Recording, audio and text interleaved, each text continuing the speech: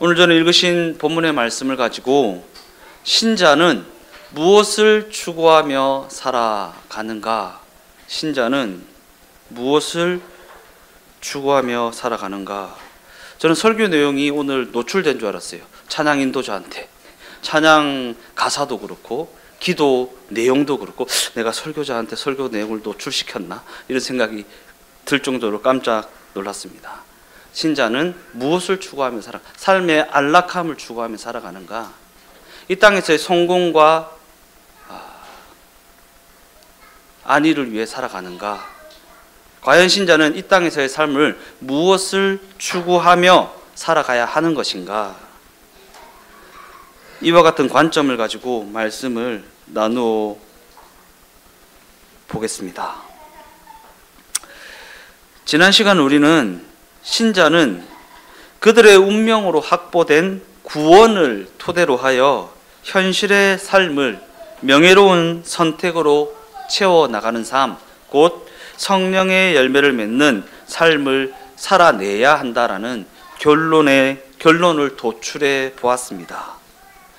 그리고 그 결론은 우리의 삶을 예수 믿는 자답게 반응하며 살아보라는 것이었습니다.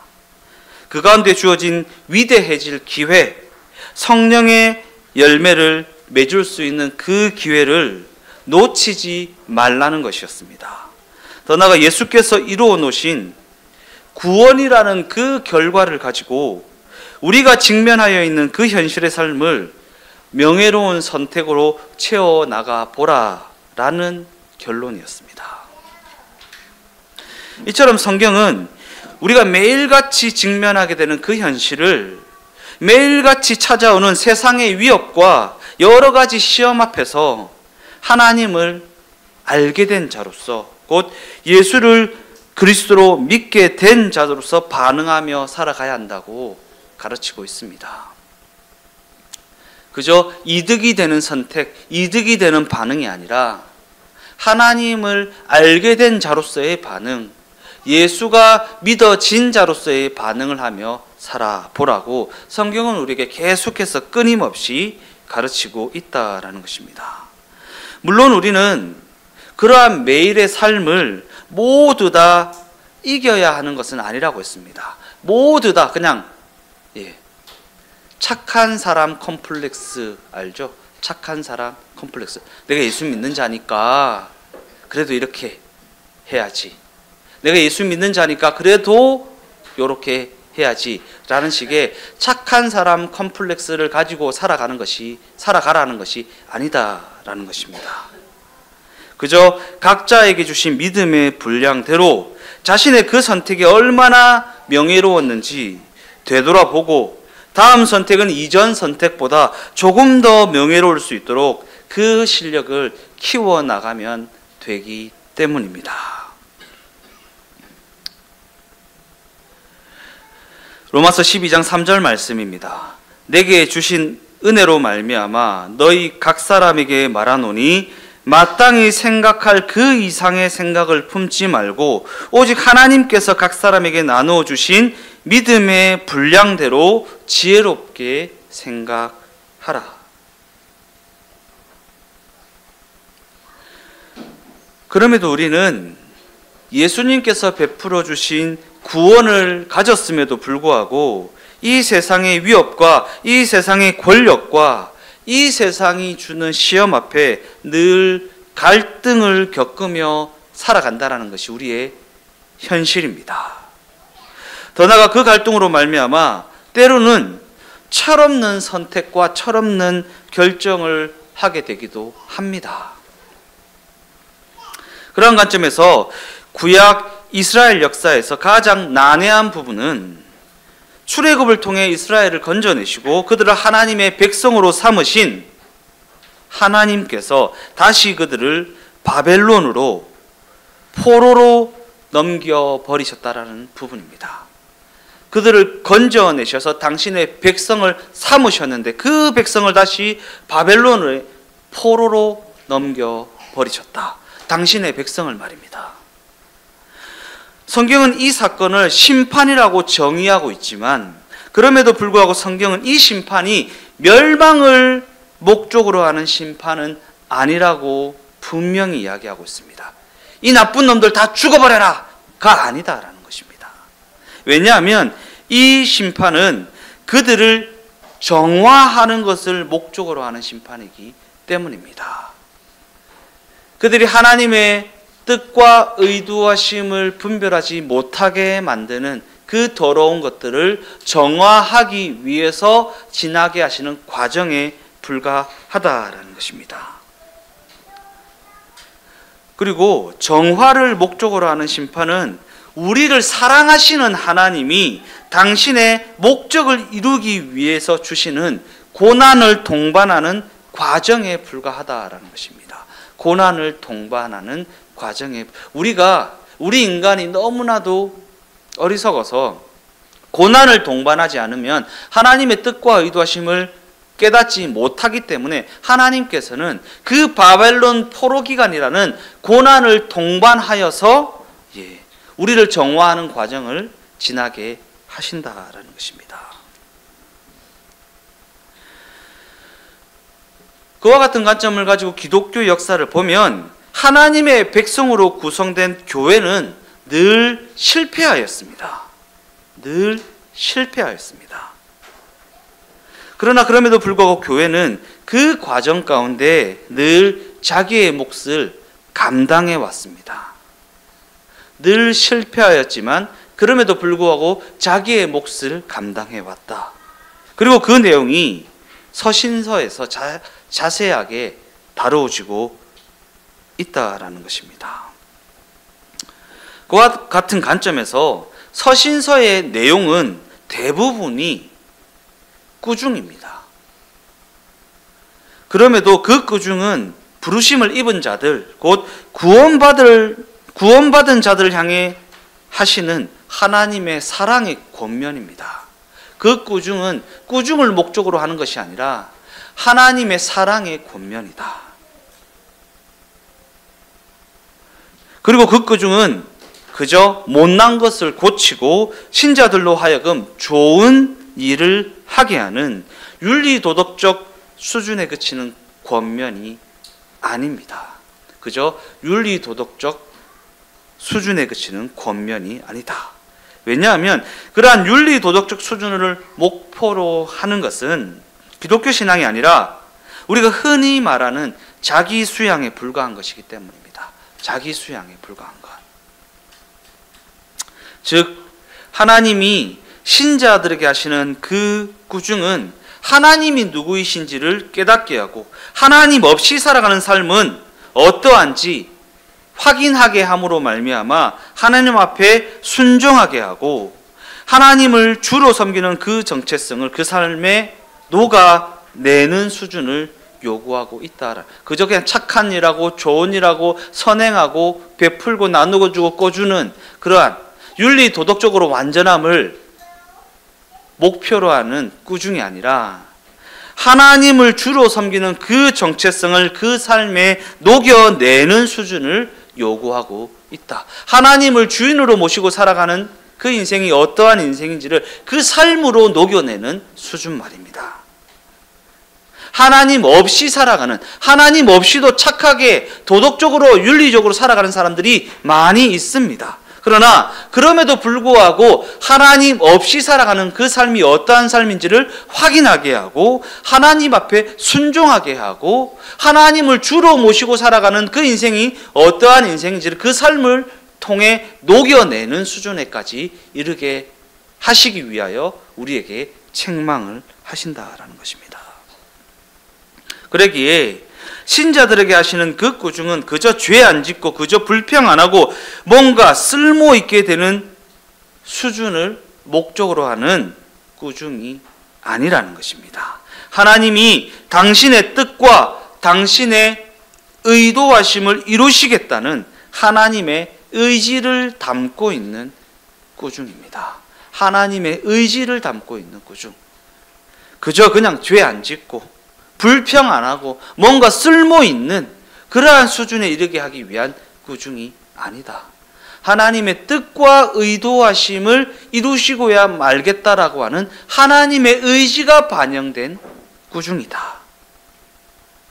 이처럼 신자들의 삶은 이러한 수준의 삶을 요구받고 있다라는 사실을 잊어서는 안 됩니다. 그래야 자신의 삶이 해석이 되고 이해가 됩니다. 하나님이 이러한 수준의 삶을 우리에게 요구하고 있다라는 이해가 있어야 자신의 삶이 이해될 수 있다라는 것입니다. 더 나아가 하나님이 신자들의 삶에 요구하시는 그 수준은 그저 윤리 도덕적인 삶을 살아가고 뭔가 유용한 존재가 되는 것에 그치지 않는다라는 것입니다. 그러기에 우리가 그저 무흠하고 욕 안 먹는 수준에 만족해서는 안 되는 것은 하나님은 우리가 성령의 열매를 맺는 그 기쁨을 누리는 자리에까지 이르게 되기를 원하시기 때문입니다. 성령의 열매를 맺음으로 말미암아 누리게 되는 그 기쁨, 그 기쁨으로 만족하고 그 기쁨으로 기뻐하는,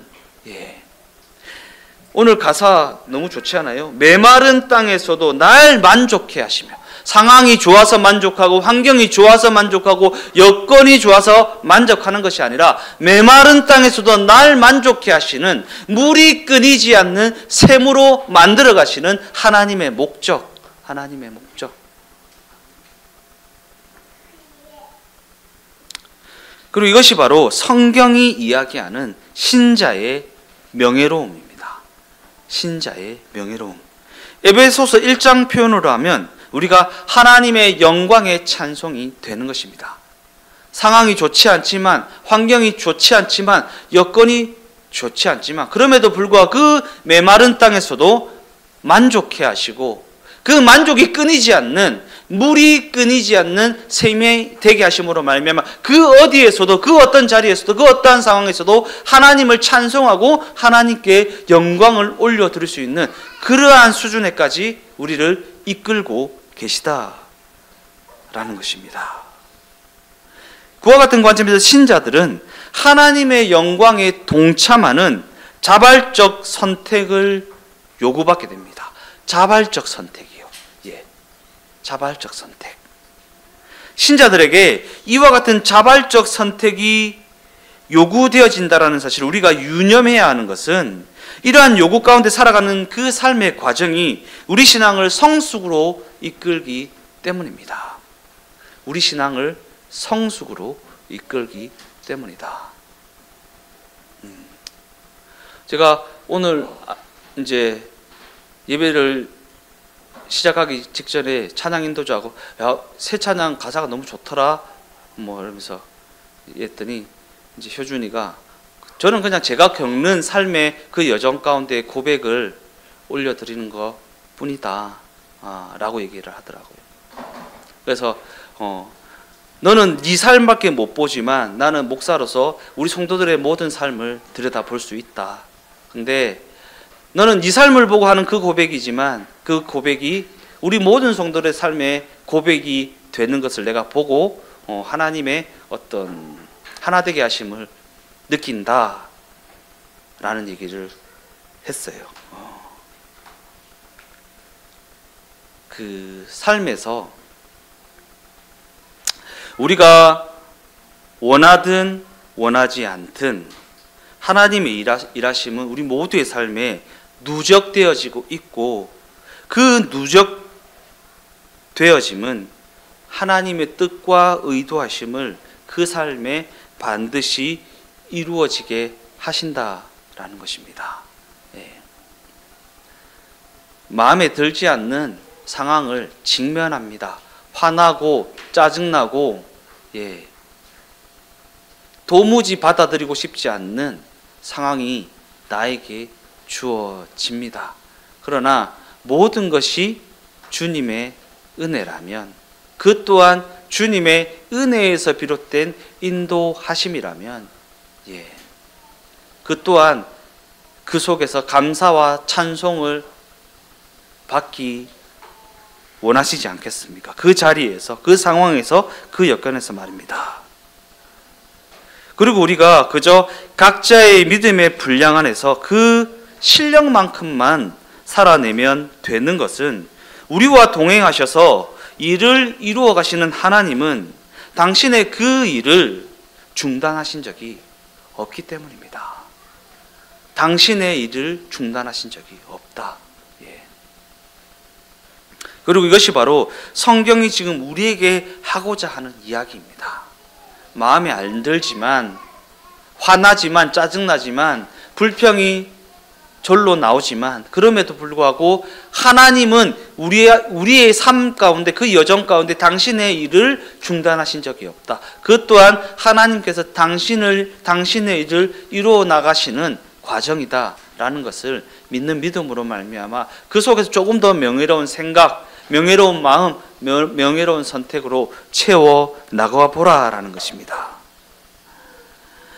즉 성경은 지금 우리 신자들을 향해 하나님이 정해놓으신 그 운명을 가지고 우리가 선택하며 살아가는 그 삶의 여정 가운데 하나님이 뜻하신 자리까지 나아가 보라고 권면하고 있다라는 것입니다. 하나님이 뜻하신 자리요. 하나님이 그렇게 몰아가시는데 무엇을 목적하셔서 그렇게 몰아가시며 그렇게 쪼아대시는가? 하나님이 뜻하신 자리까지 한번 나아가 보라고.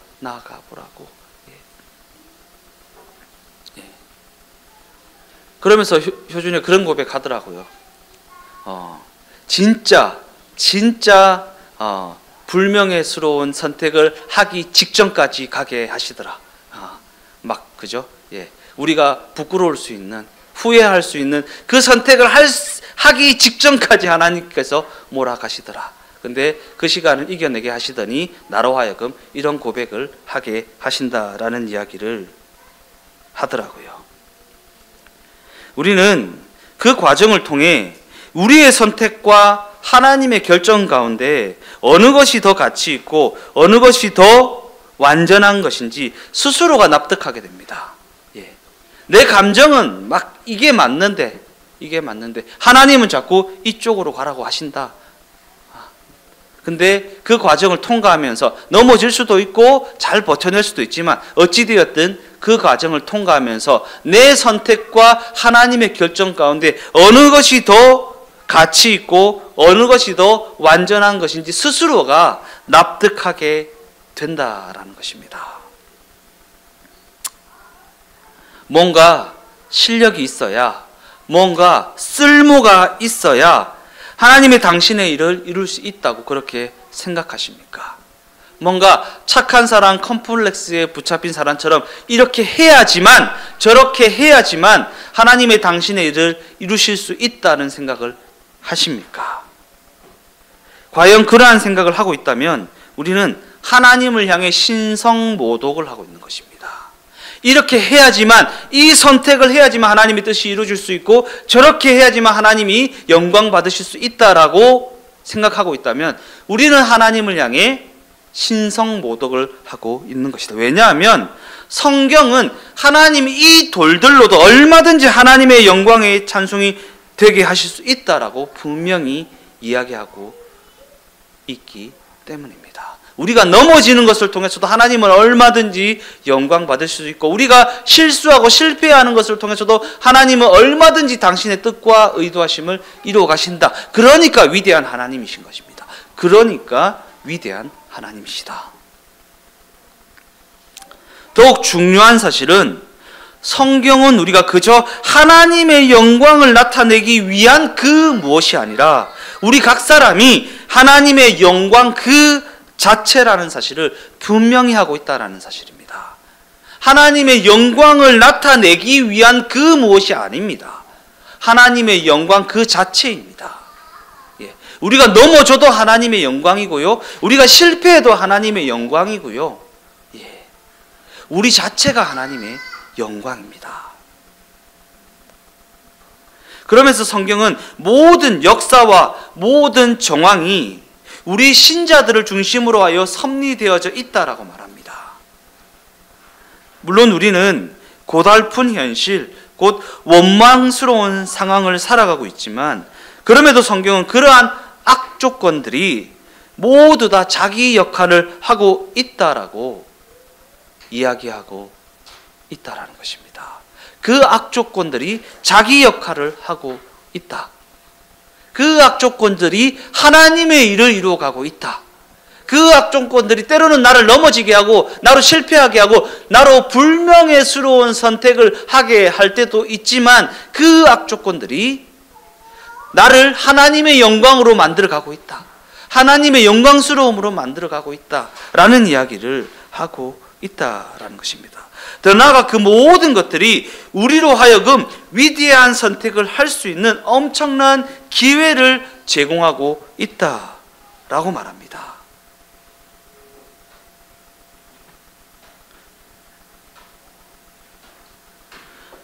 오직 신자들의 삶에 그러한 가치와 명예와 위대함을 담을 수 있는 것은 오직 신자들의 삶에만 하나님을 알게 되었다라는 정체성과 하나님을 알게 되었다라는 자부심이 있기 때문입니다.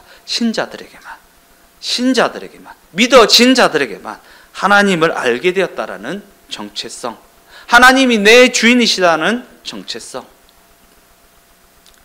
그것을 가지고 살아간다라는 자부심이 있기 때문입니다. 그러한 정체성과 그러한 자부심이 있으니까 막 기뻐서 죽겠습니까? 아니요. 힘들어서 죽겠습니다. 그죠? 내가 예수 믿는 자로서 이렇게 할 수는 없고 힘들어 죽겠네. 막 버텨야 되고 견뎌내야 되고. 그러나 그 마음에 담겨진 그 명예로움과 그 영광스러움은 그 누구도 빼앗아갈 수가 없다라는 것입니다. 늘 조마조마하고 늘 불안하고 늘 고통스럽지만 그럼에도 신자들의 삶에는 그 무엇과도 바꿀 수 없는 하나님을 향한 영광과 찬송이 있다라는 사실입니다. 끊이지 않는 샘물로 만들어 가신다.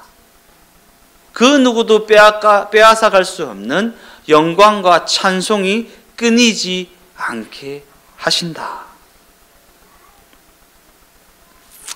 하나님이신 예수님이 성육신하셔서 베들레헴의 말구유에서 태어나셨습니다.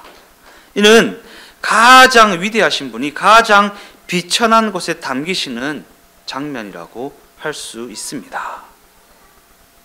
그리고 이는 하나님이 시간과 공간의 제한을 받는 육체라는 피조물의 지위가 되는 사건입니다.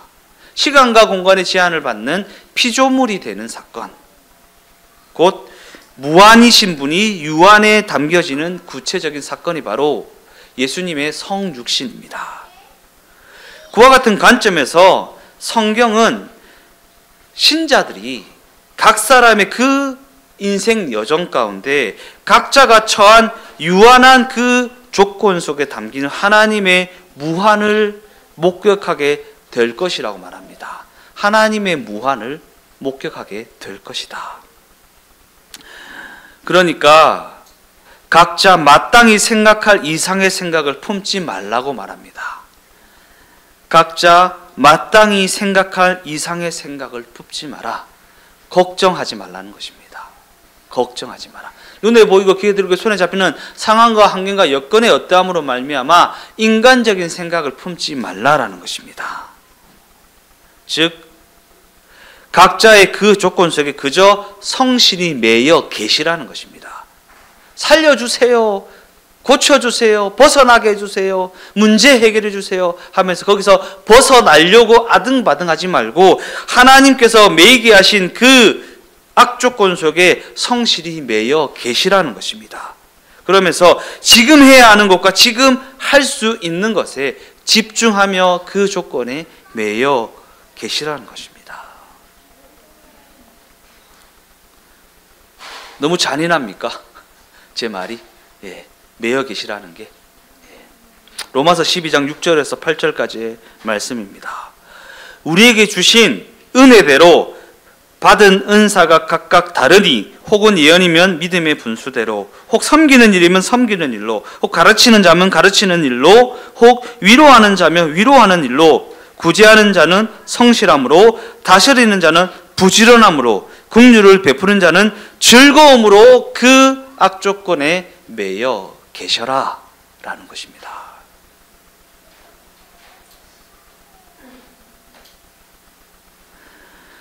하나님의 일은 우리의 반응이나 우리의 선택으로 말미암아 실현되는 것이 아닙니다. 하나님의 일은 우리의 실력이나 우리의 노력의 어떠함으로 말미암아 실현되는 것이 아닙니다. 결과적으로 하나님의 일은 하나님이 일하고 계시기에 그 일은 하나님께서 이루어 가신다. 예전에도 한번 얘기했던 적이 있는데, 제 친구 목사가 한 번씩, 친구 목사 설교가 한 번씩 유튜브에 뜨는데 제목이 결국에는 또 하나님이 다 하셨네. 제목이 결국에는 또 하나님이 다 하셨네. 하나님의 일은 하나님이 이루어 가신다라는 것입니다. 이를 다르게 말하면 너희는 그저 너희가 할 수 있는 것까지만 해라라는 것입니다. 할 수 없는 것을 생각하며 걱정하고 근심하고 원망하고 불평하지 말고 너희가 할 수 있는 것까지만 하며 그 자리를 지키라라는 것입니다. 우리가 할 수 없어서 걱정스러운 그 일은 하나님이 하시니까 너희는 그저 너희가 할 수 있는 것까지만 해라. 더 나아가 하나님의 목적은 다른 그 무엇이 아니라 우리 자신에게 있기 때문에 우리가 만족하실 만한 수준에 이르기까지 하나님은 우리를 포기하지 않으시니까 걱정하지 말라라는 것입니다. 하나님은 우리가 하나님이 만족하실 만한 자리에 이르기까지 우리를 결코 포기하지 않으니까 걱정하지 말라라는 것입니다. 저 문제가 해결될 것 같으니까 걱정하지 말라가 아니라 하나님이 우리를 목적으로 삼고 계시고 우리를 목적으로 삼으신 그 하나님이 우리가 목적하신 바 자리에 이르기까지 우리를 포기하지 않으시니까 걱정하지 말라라는 것입니다.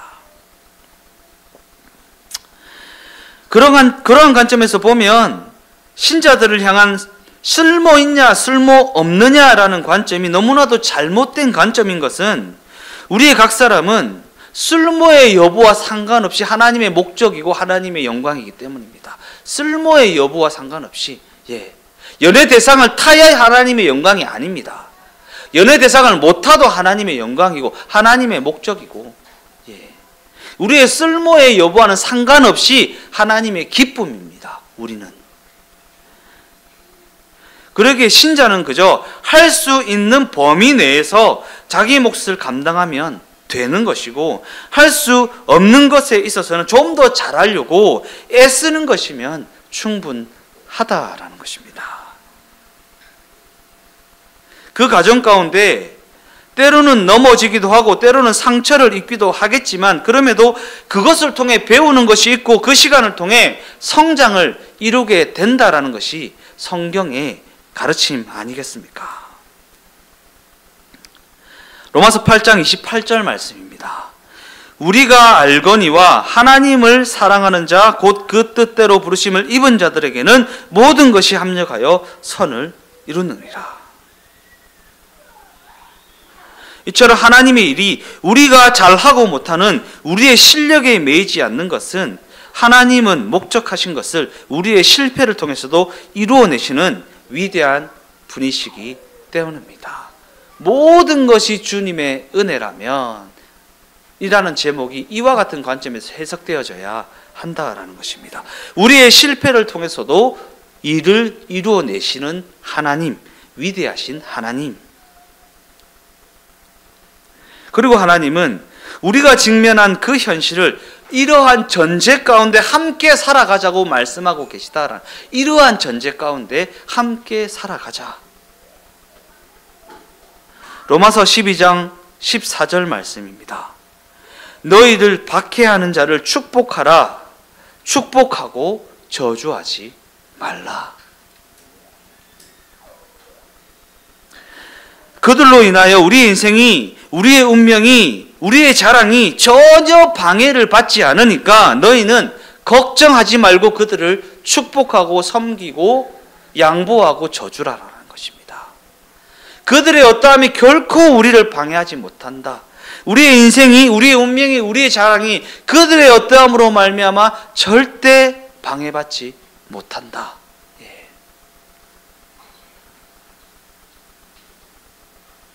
물론 우리가 그 모든 상황 가운데 늘 멋있을 수만은 없습니다.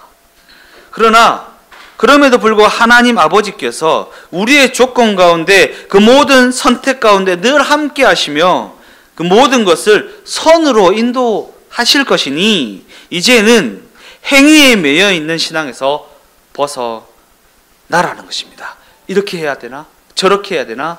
이렇게 안 해서 그렇나? 저렇게 안 해서 그렇나? 라고 하는 행위에 매여 있는 신앙에서 좀 벗어나라.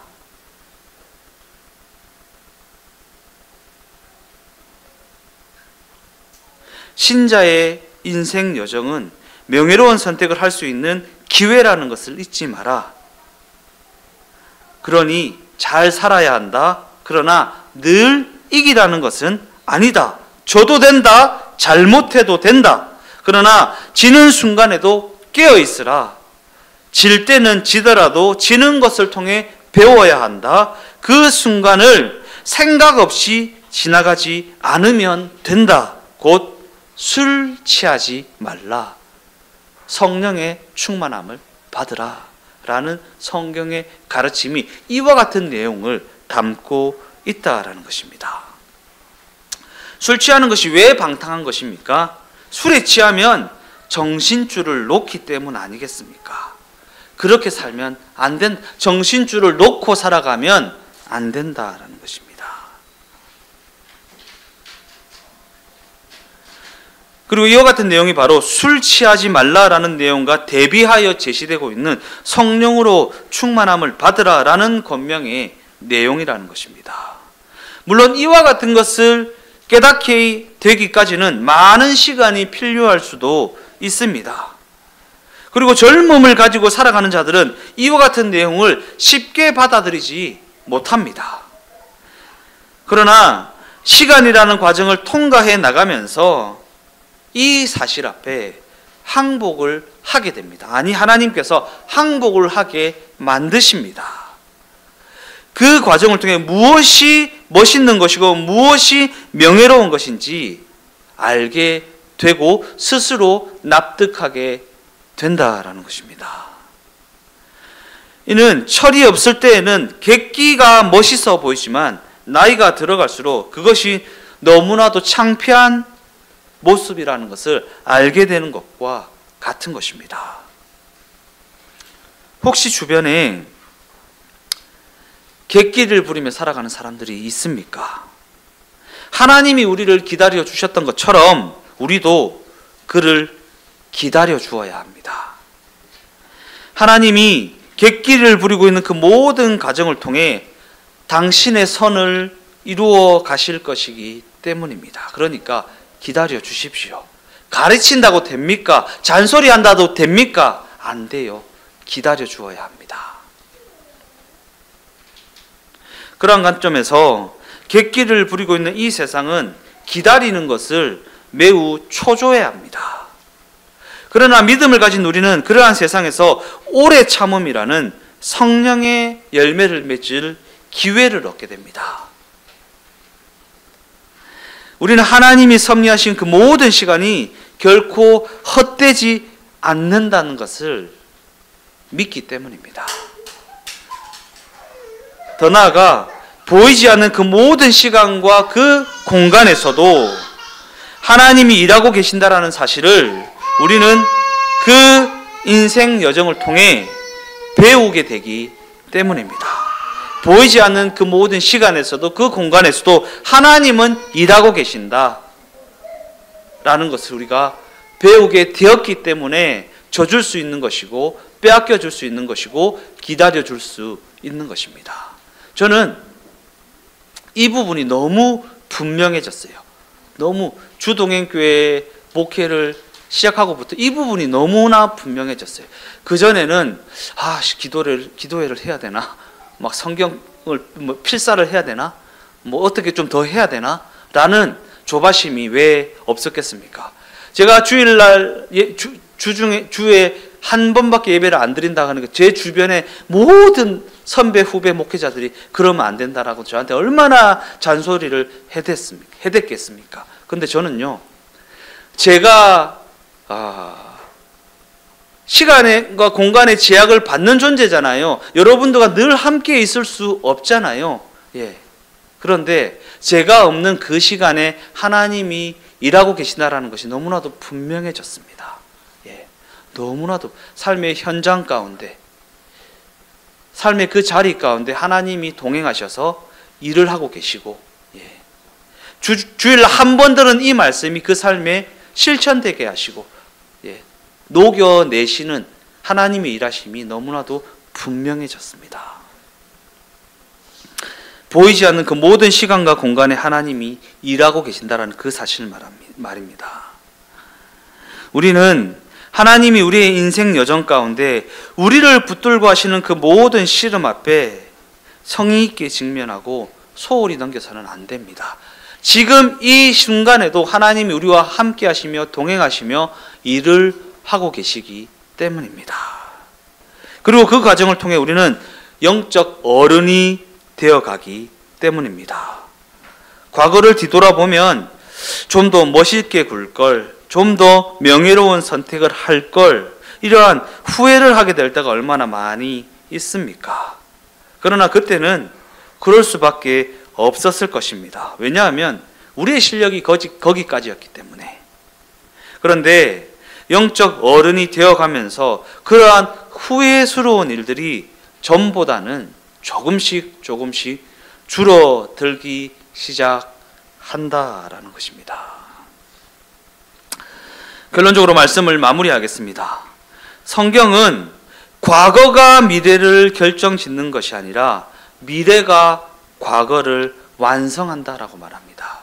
과거에 이러했으니까 미래가 이러이러하다라는 것이 아니라 과거에 일어났던 사건들이 미래에서 완성되어진다. 하나님이 이것을 위해서 이 과정을 겪게 하셨구나라고 하는 완성 말입니다. 그러면서 신자들이 이러한 시간적 반전과 역전에 대한 이해를 가져야 하나님의 일하심을 이해할 수 있다라고 말합니다. 이러한 시간적 반전과 역전에 대한 이해가 있어야 하나님의 일하심을 이해할 수 있다. 즉 나이가 들어서 하는 간증과 같은 그 고백이 과거의 사건들을 완성한다는 것이고, 과거의 잘못에 대해 그 잘못이 나를 이렇게 성장시켰다라고 하는 완성의 고백을 하게 한다는 것입니다. 철없이 굴어서 자초한 절체절명의 그 위기가 어떠한 과정을 통과하면서 지금의 나를 만들어 왔는지를 고백하며, 그때 그 시간이 없었으면 지금의 자신은 없다라는 고백을 함을 통해 과거의 사건을 완성시킨다라는 것입니다. 그 당시는 분명 비극이었고 분명 재앙과 같은 시간이었는데, 지금에 와서 돌이켜보면 그 비극과 재앙이 나에게 명예로운 선택을 할 수 있는 기회를 제공하였고, 그 기회를 통해 내가 성령의 열매를 맺을 수 있게 되었다라는 것입니다.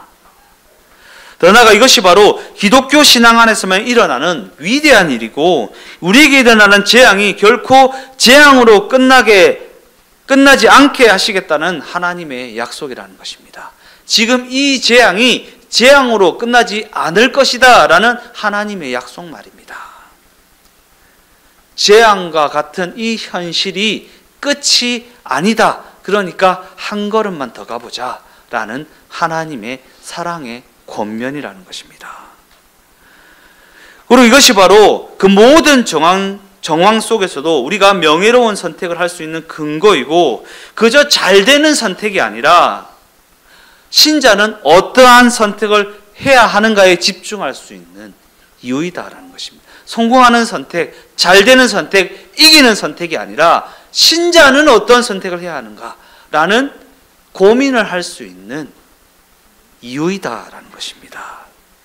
그러기에 우리는 각자에게 주어진 수많은 경우와 선택 가운데 그러한 기회들을 계속해서 놓치고 있는 것은 아닌지 생각을 해보아야 한다라는 것입니다.